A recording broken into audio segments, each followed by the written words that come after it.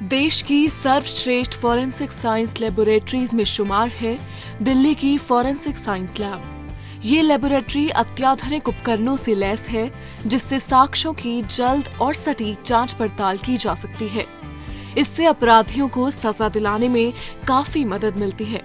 Lab की क्षमता और दक्षता के चलते ही दिल्ली और कई अन्य राज्यों की लॉ एनफोर्समेंट एजेंसियां अपराध को सुलझाने में दिल्ली फॉरेंसिक साइंस लेबोरेटरी का सहयोग लेने की पक्षधर रहती हैं। फॉरेंसिक साइंस लेबोरेटरी का रोल जो है वो किसी भी क्राइम से रिलेटेड जो भी एग्जिबिट होते हैं, जो एविडेंसेस होते हैं, उनके वैज्ञानिक परीक्षण से जुड़ा हुआ है। मुख्य रूप से अगर फॉरेंसिक साइंस लेबोरेटरी का रोल कहा जाए तो वो 4 तरह से हम कैटेगराइज कर सकते हैं। एक तो जो एविडेंसेस क्राइम सीन से कलेक्ट किए जाते हैं या during the course of investigation हम कलेक्ट करते हैं, उसका वैज्ञानिक रूप से परीक्षण। दूसरा होता है हमारा कि जो हमारी रिपोर्ट्स तैयार होती है उसके रिस्पेक्ट में हमारे एक्सपर्ट जो कोर्ट में जाते हैं या इंक्वायरीज में जाते हैं अपनी फाइंडिंग्स को प्रूव करने के लिए, तो एक कोर्ट में हमारा पार्टिसिपेशन होता है। एक रोल हमारा रहता है कि जो विभिन्न क्षेत्रों से, जैसे पब्लिक प्रोसिक्यूटर हुए, इन्वेस्टिगेटिंग ऑफिसर हुए, जुडिशरी से लोग हुए, या इसी लॉ एनफोर्समेंट एजेंसी की डिफरेंट जो ब्रांचेस यूनिट्स हैं उनसे रिलेटेड जो भी साइंटिफिक इंफॉर्मेशन होनी चाहिए, उसके ट्रेनिंग में हमारा पार्टिसिपेशन रहता है। और एक नया कंसेप्ट अभी जो ऐड हुआ है कि क्राइम सीन पे फॉरेंसिक का सपोर्ट होना चाहिए, तो चौथी कैटेगरी हमारी वर्क की वो रहती है कि कहीं पे भी कोई क्राइम सीन है जो हीनियस है और जिसमें एक एक्सपर्ट की ज़रूरत पड़ती है फॉरेंसिक एविडेंस कलेक्ट करने के लिए, तो वहाँ पर हमारी टीम जाती है। और इस तरह से मुख्य रूप से तो हमारी ये भूमिका रहती है।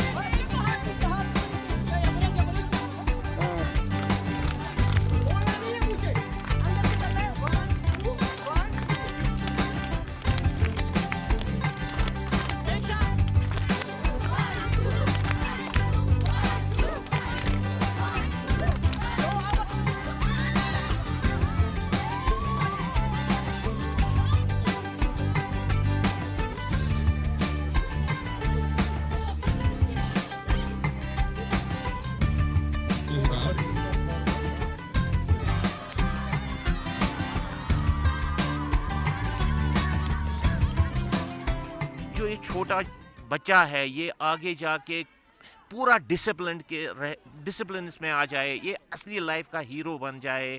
फुटबॉल ये फिट रहे, ड्रग से दूर रहे, बाकी चीज़ों से, गलत चीज़ों से दूर रहे, और कोशिश करें कि उसको एक्सपोजर दे, चाहे अभी स्टेट लेवल का, कल को नेशनल लेवल का। क्योंकि हम कोशिश कर रहे हैं, हमारे जो बहुत सारे ये दोस्त है वो बाहर दुबई में, वहाँ बोल रहे हैं कि हम इनको वहाँ लेके जाएंगे जो अच्छा खेलेंगे।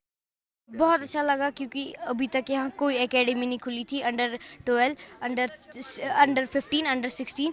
यहाँ पे फर्स्ट टाइम हनीफ सर ने एकेडमी खोली, ये फर्स्ट टाइम एकेडमी खोली फुटबॉल की। यहाँ बहुत मज़ा आता है। अब यहाँ छोटे बच्चे हमारे साथ फुटबॉल खेलते हैं, बड़े खेलते हैं, तो बहुत मज़ा आता है। ऐसी एकेडमीज और बढ़नी चाहिए। छोटे छोटे बच्चों के लिए ये लीग बहुत ज़्यादा ज़रूरी है, क्योंकि वो लोग इस टाइम घर में बैठे होते हैं, और इस टाइम जो टाउन हीरोज़ की लीग है उसमें खेल कर आकर हमें बहुत ही अच्छा लगा, और ये लीग्स और होनी चाहिए।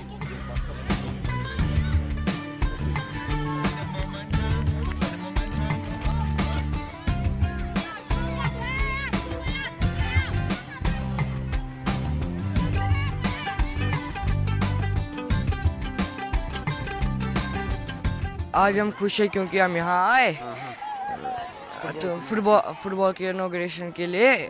और ये ऐसी एक्टिविटीज़ रोज़ होनी चाहिए, क्योंकि इससे फिट भी रह सकते हैं, और हमसे छोटे बच्चे भी ये करनी चाहिए।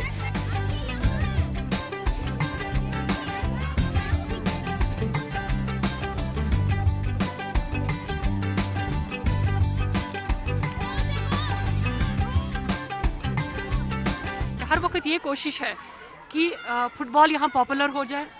फुटबॉल हो या कोई और स्पोर्ट हो, एक स्पोर्ट्स पर्सन जब स्पोर्ट्स खेलता है उसका एटीट्यूड टुवर्ड्स लाइफ बहुत चेंज होता है, हेल्दी एटीट्यूड होता है, हेल्दी लाइफस्टाइल होता है। हम इनको खेल का हीरो नहीं बना रहे हैं, हम इनको ज़िंदगी का हीरो बना रहे हैं।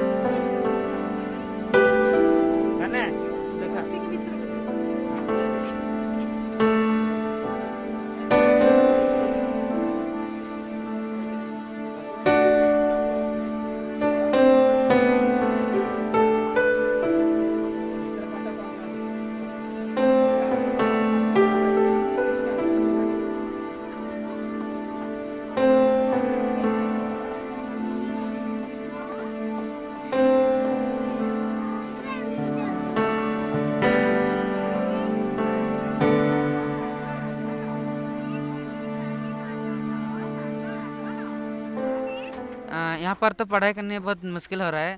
तो सर लोग जितने टाइम में आते हैं तो हमको फ़ोन देते हैं पढ़ाई करने के लिए। तो वो फ़ोन में एक बच्चा को तो ऐसा नहीं मिल रहा है, ऐसा तो एक फ़ोन में 4-5 जन ग्रुप होकर हम लोग पढ़ाई कर रहे हैं। तो बहुत तकलीफ़ हो रहा है पढ़ाई करने के लिए। जितने समय सर हमको देते हैं फ़ोन तो हम लोग इतने समय पढ़ाई कर पा रहे हैं, तो तकलीफ़ हो रहा है हम लोग को। जो ऑनलाइन में क्लास होता है और हमारा 1-2 ही मोबाइल होता है और हम लोग को पढ़ने के लिए बहुत तकलीफ होता है और नेट का भी प्रॉब्लम है। 7 साल से काम कर रहा है। बेसिकली जो लोग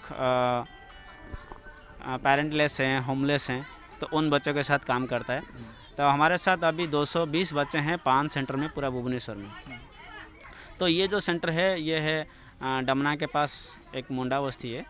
जो लोग बहुत सारे जगह से मतलब बहुत सारे अदर डिस्ट्रिक्ट से माइग्रेटेड हैं, वो बहुत दिन से माइग्रेटेड हैं, मतलब 30-40 साल हो गया। लेकिन उन लोगों के पास किसके साथ पापा नहीं है, किसके साथ उनका मामा नहीं है।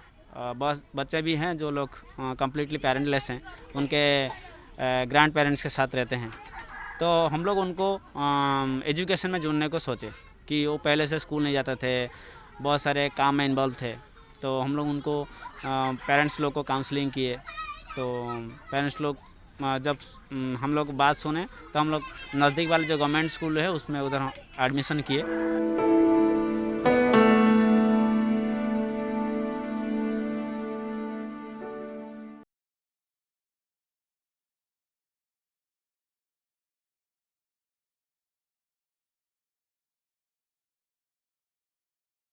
Friends, the sweetheart deal and role of Modi government has also been now exposed.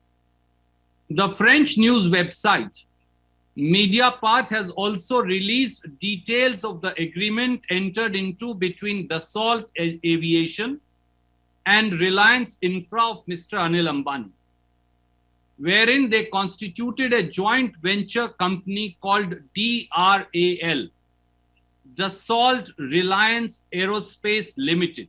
Will the Prime Minister, like the French now, answer to the nation and tell when will the Prime Minister submit his government to a JPC probe into the Rafale scam? आप जानते हैं Congress party आज झूठ और भ्रम का पर्यायवाची शब्द बन चुका है। किस प्रकार से झूठ फैलाना है, किस प्रकार से भ्रम फैलाना है, इसका पर्यायवाची शब्द आज कांग्रेस बन चुका है। आज पुनः राफेल को लेकर जिस प्रकार कांग्रेस पार्टी ने झूठ बोला है, जिस प्रकार से एक भ्रम फैलाने की कोशिश की है, वो हम सब ने देखा है।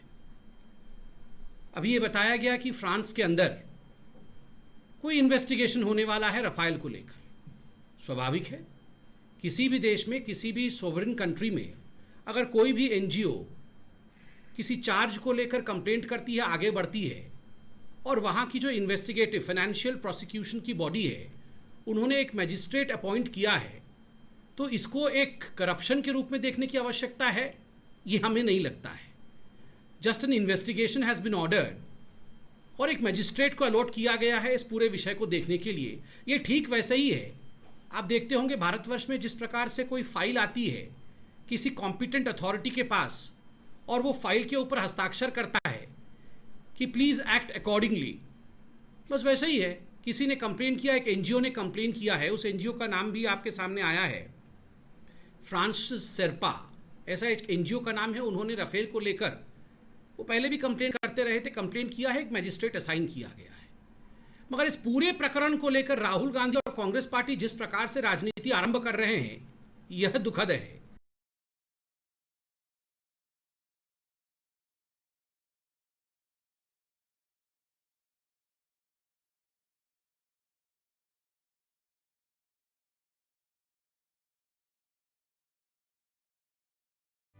In a review meeting of Rajasthan Renewable Energy Corporation through video conference, Chief Minister Ashok Gehlot said that the corporation should try to achieve the target of 30,000 megawatts of solar power and 7,500 megawatt of wind and hybrid energy generation for the state by 2024-25. During the meeting, the Chief Minister stressed that the state government is moving ahead with the goal of making Rajasthan the leader in generating renewable energy. To accelerate the projects related to the development of renewable energy, the state government has implemented the Rajasthan Solar Energy Policy 2019 and Solar Wind Hybrid Energy Policy 2019. This has given a boost to investment in renewable energy and setting up of mega solar park projects in the state. The Chief Minister underlined that the geographical conditions of the state are conducive to solar power generation and there is immense potential in the alternative energy sector. He said that Rajasthan has potential to generate 2.7 lakh megawatt of solar and wind energy. This will not only make the state a big hub in the field of energy, but it will also make it possible to create huge employment opportunities. CM Gehlot said to encourage investment in renewable energy generation, the state government had decided to allot government land at DLC rates, give complete exemption in electricity duty for the projects up to 10 years, and stamp duty exemption for solar power equipment manufacturers to encourage investment in the sector.